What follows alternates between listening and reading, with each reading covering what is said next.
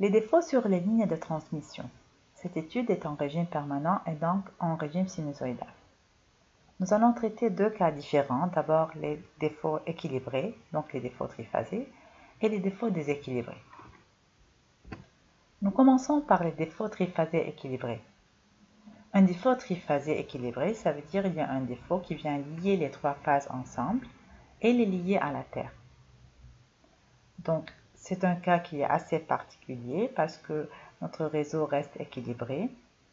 Il y a un seul schéma équivalent et dans notre schéma équivalent, il y a l'impédance dans la ligne de transmission, mais il n'y a pas l'impédance de la charge parce qu'elle est court-circuitée par le défaut.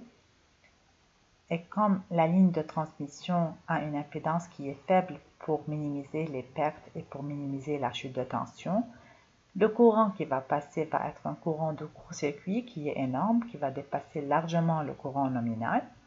Et donc, c'est un courant qu'il ne faut pas faire passer dans les lignes. Et donc, il faut absolument mettre un disjoncteur triphasé pour, aussi vite que possible, couper la ligne dès que la détection d'un courant qui dépasse la nominale est détectée. Dans le deuxième cas, nous avons les défauts déséquilibrés. Nous allons ici traiter trois types communs. Le défaut entre une ligne et la Terre, le défaut entre deux lignes et la Terre et le défaut entre deux lignes isolées de la Terre. Je définis d'abord mon circuit.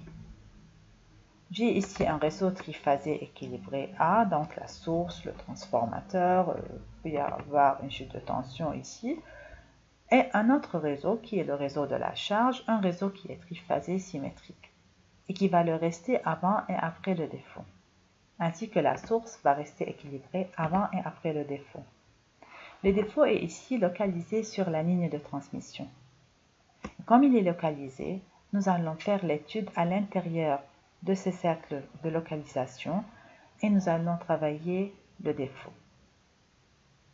Comme le défaut est un défaut sur l'impédance, donc sur la charge et la forme de la charge sur la ligne, nous allons voir dans la suite qu'il n'y a plus trois schémas monophasés équivalents indépendants.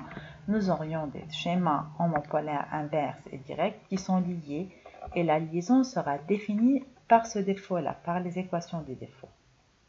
Nous allons voir notre premier cas.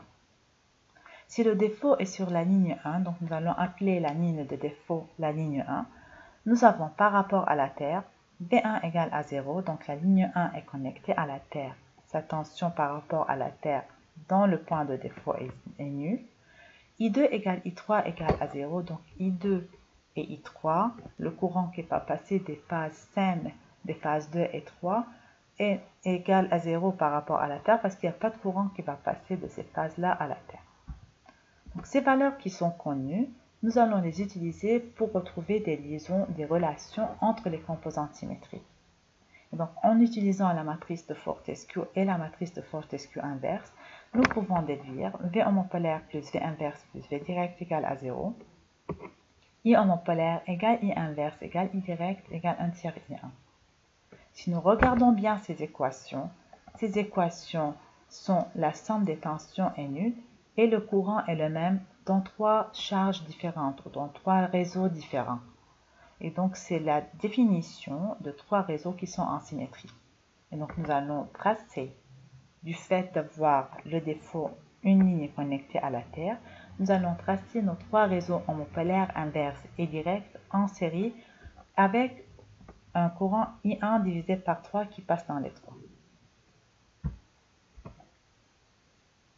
Le cas d'un défaut entre deux lignes connectées à la Terre, donc nous allons faire le même type d'étude, nous allons développer les équations à l'intérieur du défaut. Ici, nous avons deux lignes connectées à la Terre, nous allons les appeler la phase 2 et la phase 3, et la phase 1 est la ligne saine.